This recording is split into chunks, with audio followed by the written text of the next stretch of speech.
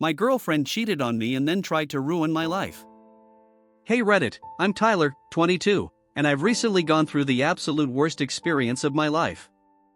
I was with my girlfriend, Sarah, for 2 years, and I thought everything was going well. Then, out of nowhere, I discovered that she was cheating on me. It was devastating, but the worst part wasn't just the betrayal, it was what came after. Instead of admitting what she did, or even trying to work through it, Sarah went on the offensive. She started spreading rumors about me being abusive, manipulative, and controlling. My life has been turned upside down because of her lies, and I'm still trying to pick up the pieces. Here's my story about how I found out my girlfriend was cheating, the fallout that followed, and how I've been dealing with the mess she left behind. I met Sarah during our first year of college. We were both freshmen, full of hope, optimism, and excitement about the future. I can still remember the day I first saw her. She was sitting at one of the tables in the student center with a few of her friends, laughing at something. Her laugh was infectious, and I was immediately drawn to her. She had this effortless beauty, long brown hair that fell in waves around her shoulders, sparkling green eyes that seemed to smile along with her, and a natural confidence that pulled people toward her. I was kind of shy back then, so I didn't approach her right away. But I kept bumping into her around campus. It was like fate was pushing us together. It wasn't until a few weeks later that I finally worked up the nerve to talk to her. It was during a psychology lecture, and she sat right in front of me. I overheard her talking to a classmate about an assignment we had, and she seemed confused. So, after class, I casually approached her and offered to help. That's how we started talking. We ended up grabbing coffee that same day, and one conversation led to another. From there, things just clicked. We bonded over our love of music, our shared interest in psychology, and our similar upbringings. It was one of those instant connections, like we had known each other for years. Within a couple of weeks, we were spending all of our time together, studying, grabbing dinner, going to parties, or just hanging out in the dorms. It was like I had found someone who understood me on a deeper level. By the time the semester ended, I was falling hard for her. I had never felt this way about anyone before. She made me feel alive, like anything was possible. We had plans to travel together, to move in together after college, and maybe, eventually, start a life together. I thought I had found the one. Everything felt perfect, until it wasn't. The first 6 months of our relationship were nothing short of magical. We were in that blissful honeymoon phase, where everything the other person does feels perfect, exciting, and new. We would stay up late, talking about anything and everything, our childhoods, our dreams for the future, what kind of house we'd have someday. Sarah was funny, outgoing, and had this amazing energy that made everything feel like an adventure. We'd go on spontaneous road trips, visit music festivals, and binge-watch our favorite Netflix shows for hours. We shared so many laughs and moments that felt like they would last forever. Our relationship moved fast, but it didn't feel rushed. After only a couple of months, we said I love you, and by the end of our first year together, we had started talking about moving in together. I was in deep. I thought she was, too. At least, that's what she made me believe. Looking back now, I can see the red flags. But back then, I was too in love to notice. Sarah was always the life of the party, flirty, magnetic, and constantly surrounded by friends, many of whom were guys. She'd joke about how guys were always hitting on her, but she'd laugh it off, telling me, "They know I have a boyfriend." I trusted her. I thought we had something special. But over time, things started to change. During the second year of our relationship, I noticed Sarah starting to pull away. It wasn't obvious at first, just little things that seemed off. She'd cancel plans at the last minute or say she had to study but would be out with her friends instead. She became more guarded, always glued to her phone, but if I asked her who she was texting, she'd get defensive. I tried to brush it off, telling myself that college was stressful. We were both juggling heavy class loads and part-time jobs, so it made sense that we were busier than before. But I couldn't shake the feeling that something had changed between us. We weren't as close as we used to be, and whenever I brought it up, Sarah would get annoyed, accusing me of being paranoid or clingy. "I'm just tired," she'd say. "It has nothing to do with you, Tyler." You need to stop overthinking everything. But I couldn't stop overthinking. There were too many things that didn't add up. One night, she told me she was going to study with a group from her class. I didn't think much of it until I saw a photo pop up on Snapchat later that night. She wasn't studying, she was out at a bar with a group of friends, including this guy, Chris, who I'd heard her mention before. Chris was in one of her classes, and from what she told me, they'd hung out a few times after class. She always described him as just a friend, but seeing her out with him while she'd lied about studying didn't sit right with me. When I confronted her about it, she got defensive. "Oh my God, Tyler, you're being ridiculous," she said, rolling her eyes. "I didn't feel like studying, so we went out for drinks. I didn't think I had to give you a play-by-play of my night. Why are you being so controlling?" I was taken aback. I didn't think I was being controlling. I just didn't like being lied to. "I'm not trying to control you, Sarah. I just don't understand why you didn't tell me the truth." She sighed, clearly annoyed. "Because I knew you'd react like this. You're so insecure, Tyler. Can't I just have fun without you freaking out?" That argument stuck with me. I started questioning myself, wondering if I was being too needy or jealous. But deep down, I knew something wasn't right. After that fight, things didn't get better. In fact, the distance between us only grew. Sarah started hanging out with her friends more and more, and I started feeling like I was being pushed to the sidelines. Whenever I'd ask her to spend time together, she'd say she was too busy with school or that she had already made plans. And when we were together, she seemed distracted, always checking her phone or responding to texts. Chris's name kept coming up, too. She'd mention how they had grabbed coffee after class or how he'd helped her with an assignment. I tried to tell myself that it was all innocent, that they were just friends, but I couldn't ignore the growing pit in my stomach. One night, we were supposed to have a movie night at her place. I had planned it for days, bought her favorite snacks, picked out a couple of movies I knew she loved, but at the last minute, she canceled. She said she had to work on a project and couldn't hang out. I was disappointed, but I told her it was fine.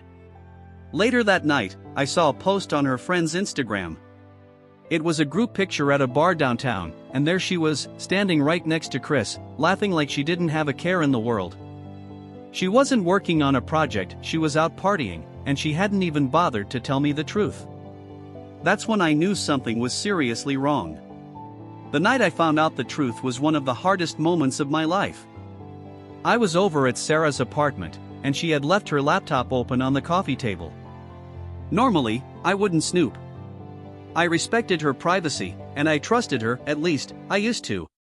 But that night, I had this nagging feeling in my gut, like I needed to see what was really going on. I don't know why, but I clicked on her Facebook Messenger. I wasn't expecting to find anything. I think part of me just wanted to prove myself wrong, to confirm that I was overreacting and that everything was fine. But I wasn't wrong. The first conversation that popped up was with Chris. My heart dropped as I scrolled through the messages. There were flirty comments, inside jokes, and pictures. Pictures of the two of them, way too close to be just friends. And the messages that followed left no room for doubt. They had been seeing each other for weeks, possibly longer. My hands were shaking as I closed the laptop. I couldn't believe what I had just seen. Sarah, the girl I thought I was going to spend the rest of my life with, had been cheating on me with Chris, the guy she had always said was just a friend. I felt sick to my stomach. I couldn't breathe. My mind was racing, trying to make sense of everything. How could she do this to me? How long had this been going on? Was our entire relationship a lie? I sat there in her apartment for what felt like hours, just staring at the wall, numb. I didn't know what to do. Part of me wanted to scream, to confront her right then and there, but another part of me didn't want to believe it was true. I felt like my whole world had just come crashing down around me. When Sarah got home later that night, I was still sitting on the couch, her laptop closed in front of me. She walked in, smiling, but when she saw the look on my face, her expression changed. "Tyler?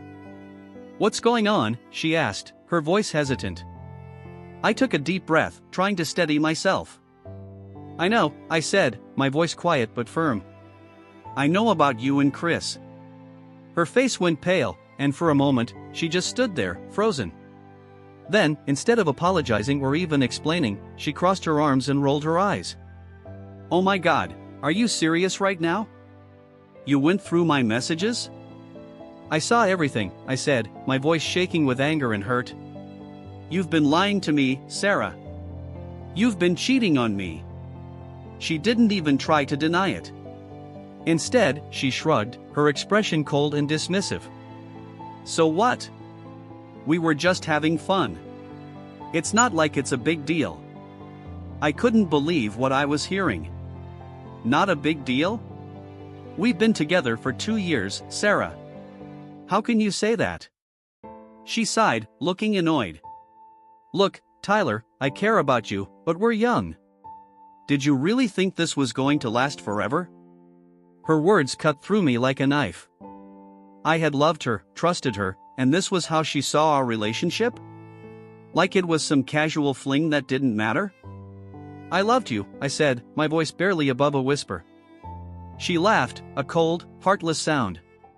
Well, maybe that was your mistake. That was the last straw. I couldn't stay there any longer. I grabbed my things and left, slamming the door behind me. I thought that would be the end of it, that I could just walk away and try to move on. But I was wrong. Sarah wasn't done with me yet. I thought that after I left, that would be the end of it. I figured Sarah would move on with Chris, and I tried to pick up the pieces of my life. But instead of leaving me alone, Sarah decided to take things even further. A week after I broke up with her, I started hearing rumors, nasty ones. At first, I didn't believe them. I thought people were just exaggerating, or that it was some kind of misunderstanding. But then, one of my friends, Jessica, pulled me aside after class. Tyler, I don't know how to tell you this, but people are talking, she said, looking uncomfortable. Talking about what? I asked, confused. About you. Sarah's been telling people that you were abusive. I felt like I had been punched in the gut. What? That's not true, Jess. You know I'd never do something like that. She nodded quickly. I know, Tyler, I don't believe her. But other people do. She's been telling everyone that you were controlling, that you wouldn't let her see her friends, that you'd get physical with her when you got angry. I was stunned. How could she say something like that? I had never laid a hand on Sarah, never tried to control her or stop her from doing anything. Sure, we had arguments, every couple does, but I was never abusive. I was always respectful, always tried to support her, even when things got tough. The fact that she was spreading these lies about me was beyond hurtful, it was terrifying. I didn't know how to stop it. It didn't take long for the rumors to spread. Within days, it felt like everyone on campus was talking about me. Everywhere I went, I could feel people staring, whispering behind my back. It was like I had become a pariah overnight. I tried to talk to people, to tell them the truth, but no one wanted to hear my side of the story. Sarah was the popular one, the charismatic one. She had always been the life of the party, and people believed her without question. Why wouldn't they? She was the girl everyone loved, and I was just the guy she was now painting as a monster. My social life crumbled. Friends I had known for years suddenly stopped texting, stopped inviting me to hang out. People I barely knew were gossiping about me, making assumptions based on Sarah's lies. I felt like I was losing everything, my friends, my reputation, my sense of self. It was like I was living in a nightmare, and I couldn't wake up. One night, I went to a party, hoping to take my mind off everything. But instead of having fun, I overheard a group of people talking about me in the kitchen. Yeah, I heard he used to yell at her all the time, and he'd grab her arm when she tried to leave, one girl said.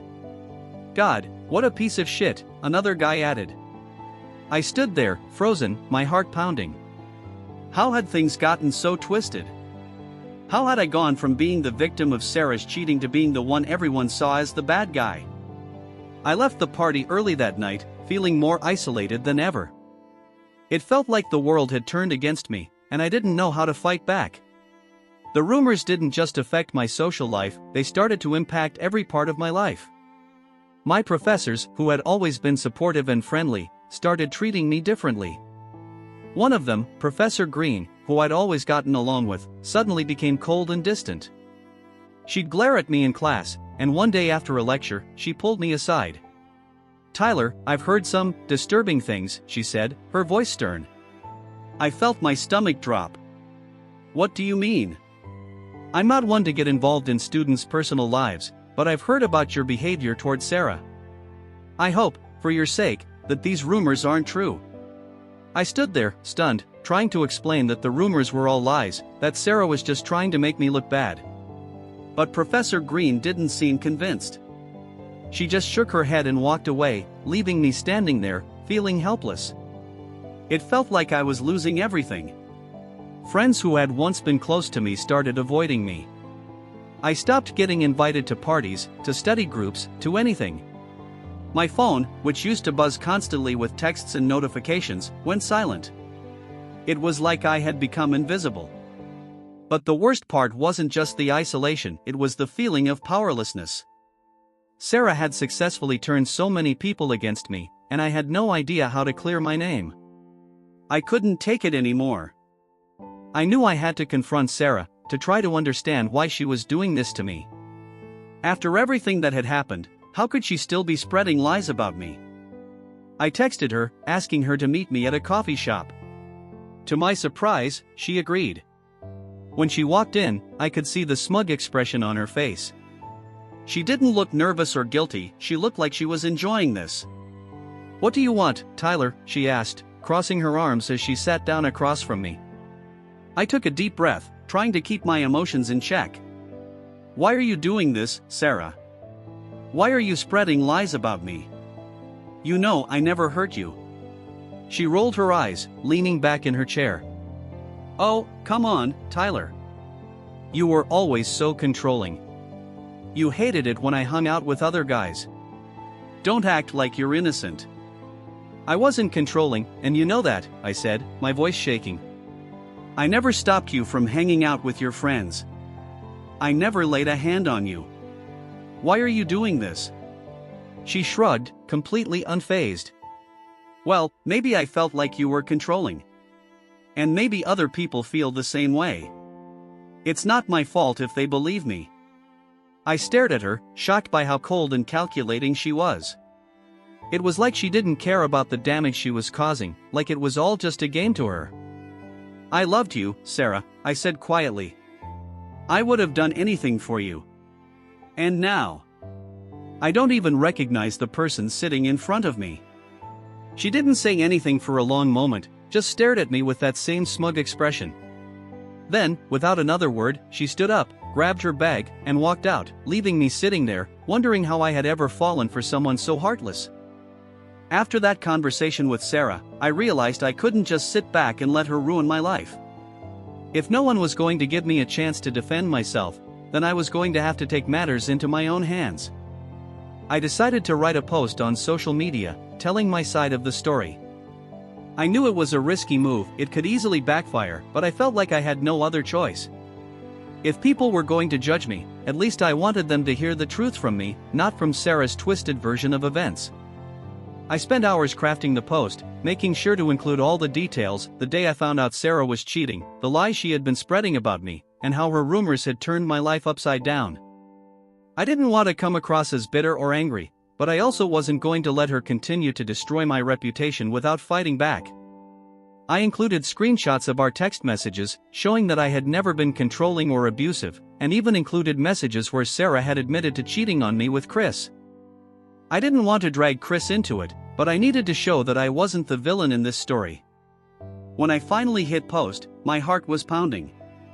I didn't know how people would react, but I knew I had to try. The response was immediate. Within hours, my post had hundreds of likes, comments, and shares. People who hadn't spoken to me in weeks suddenly reached out, expressing their support and saying they had always known something didn't add up with Sarah's story. "I knew you weren't like that, man," one of my friends texted me. "Sarah's always been a little shady. but not everyone was on my side. There were still people who believed Sarah, who thought I was just trying to save face. "This is just his version of events," one girl commented. Who knows what really happened? It wasn't the perfect outcome, but it was a start. I felt like, for the first time, I was taking control of the narrative. I wasn't just sitting back and letting Sarah destroy me, I was fighting back. The most surprising part was when a few of Sarah's friends reached out to me privately. One girl, who had been close to Sarah for years, messaged me, saying she believed me. "I've known Sarah for a long time," she wrote. "And I've seen how manipulative she can be. I'm sorry for what you're going through. I believe you." It was a small victory, but it felt huge. For the first time in weeks, I didn't feel completely alone. Clearing my name didn't happen overnight, but little by little, I started to regain control of my life. I focused on my studies, leaned on the few friends who had stuck by me, and slowly started to rebuild my social circle. The whispers and stares didn't stop immediately, but over time, people started to forget. New rumors, new gossip, new drama. College life moved on, and so did I. The more distance I put between myself and Sarah, the easier it became to heal. I still thought about her sometimes, still felt the sting of betrayal when I remembered how things had ended. But I knew I couldn't dwell on it forever. She wasn't worth the energy. Months later, I'm in a much better place. I've made new friends, focused on my career, and started dating again. It hasn't been easy, and trust doesn't come as easily as it once did. But I'm moving forward, and that's what matters. If there's one thing I've learned from all of this, it's that you can't let someone else's lies define you. People will believe what they want to believe, but at the end of the day, the only person who can control your story is you. Thanks for listening, Reddit. If you've ever been in a situation like this, just know that you're not alone. You're stronger than you think, and the truth always finds a way to come out in the end.